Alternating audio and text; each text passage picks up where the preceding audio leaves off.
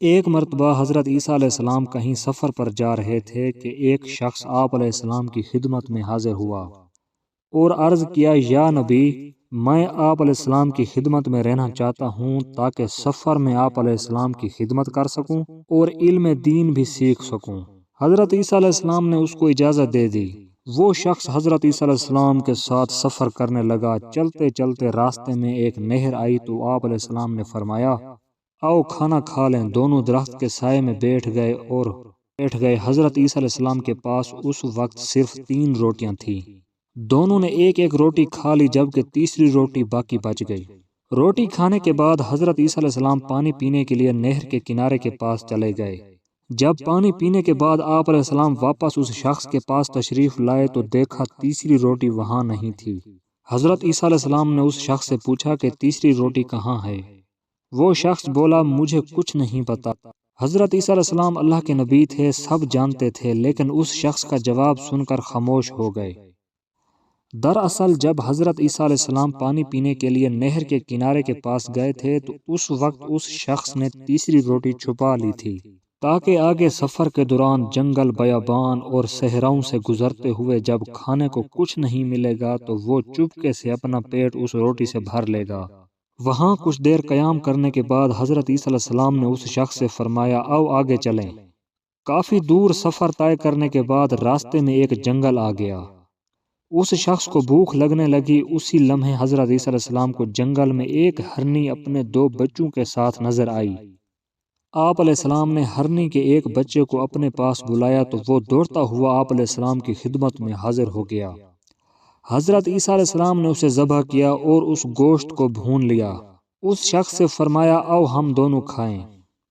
گوشت کھانے کے بعد آپ علیہ السلام نے ہرنی کے بچے کی ہڈیوں کو جمع کیا اور فرمایا، اللہ کے حکم سے زندہ ہو کر کھڑا ہو جا۔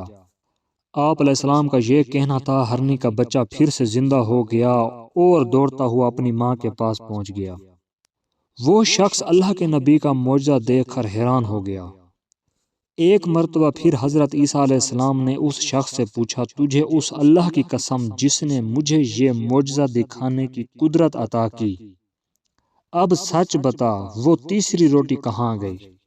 وہ شخص اپنے جھوٹ پر قائم رہا اور بولا، مجھے کچھ معلوم نہیں۔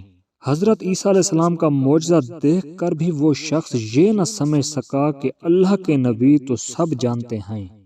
اس شخص کے دوبارہ جھوٹ بولنے پر آپ علیہ السلام نے فرمایا، آؤ آگے چلیں۔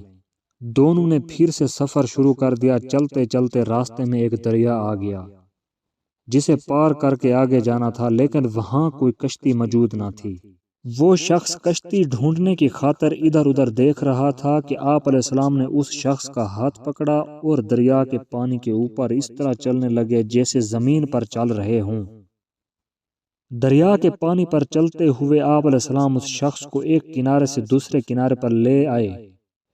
یہ حضرت عیسیٰ علیہ السلام کا دوسرا معجزہ تھا جو اس شخص نے اپنی آنکھوں سے دیکھا تھا۔ دریا کے دوسرے کنارے پر پہنچ کر آپ علیہ السلام نے پھر اس شخص سے پوچھا، تجھے اللہ کی قسم جس نے مجھے یہ معجزہ دکھانے کی قدرت عطا کی، سچ سچ بتا، وہ تیسری روٹی کہاں گئی؟ وہ شخص حضرت عیسیٰ علیہ السلام کا دوسرا معجزہ دیکھ کر بھی سچ بولنے کی بجائے پھر سے جھوٹ کہنے لگا کہ مجھے کچھ نہیں پتا۔ یہ سن کر آپ علیہ السلام نے فرمایا، آؤ آگے چلیں۔ چلتے چلتے راستے میں ریگستان آ گیا۔ صحرا کی ریت ایسے لگ رہی تھی جیسے سونا ہو۔ اس شخص نے ریت کو چھو کر دیکھا، کہیں سچ مچ سونا تو نہیں۔ حضرت عیسیٰ علیہ السلام نے صحرا کی تھوڑی سی ریت جمع کر کے ایک ڈھیری بنائی اور پھر اس ڈھیری سے مخاطب ہو کر فرمایا، اے ریت کی ڈھیری، اللہ کے حکم سے سونا بن جا۔ آپ علیہ السلام کی یہ فرماتے ہی یہ ریت کی ڈھیری سونے میں تبدیل ہو گئی۔ آپ علیہ السلام نے سونے کی ڈھیری کے 3 حصے کیے اور پھر اس شخص سے فرمایا، سونے کی ڈھیری کا ایک حصہ میرا ہے اور دوسرا حصہ تیرا ہے، جبکہ تیسرا حصہ اس شخص کو ملے گا جس کے پاس وہ تیسری روٹی ہوگی۔ اپنے سامنے سونے کی ڈھیری دیکھ کر اس شخص کی آنکھیں کھلی کی کھلی رہ گئیں۔ وہ اتنا سارا سونا کھونا نہیں چاہتا تھا، جھٹ سے بولا، وہ اتنا سارا سونا کھونا نہیں چاہتا تھا۔ جھٹ سے سچ بول اٹھا، اللہ کے نبی، وہ تیسری روٹی میں نے چھپا لی تھی۔ آخر سونے کی لالچ میں سچ بول کر اس شخص نے اللہ کے نبی کے سامنے اپنی بے ایمانی کا اقرار کر ہی لیا تھا۔ حالانکہ حضرت عیسیٰ علیہ السلام پہلے سے ہی جانتے تھے کہ تیسری روٹی اس شخص نے چھپائی ہے۔ آپ علیہ السلام یہ سن کر مسکرا دیے اور فرمایا یہ سارا سونا تم ہی لے لو۔ اس کے بعد آپ علیہ السلام اس شخص کو وہیں چھوڑ کر اپنے سفر پر اکیلے ہی روانہ ہو گئے۔ اس شخص نے سونا تو پا لیا لیکن اپنی لالچ، جھوٹ اور کمزور ایمان کی وجہ سے ایک نبی کی قربت اور تعلیمات سے ہمیشہ ہمیشہ کے لیے محروم ہو چکا تھا۔ دوستو اگر ویڈیو اچھی لگی ہو تو چینل کو سبسکرائب اور ویڈیو کو لائک کر دینا۔ شکریہ۔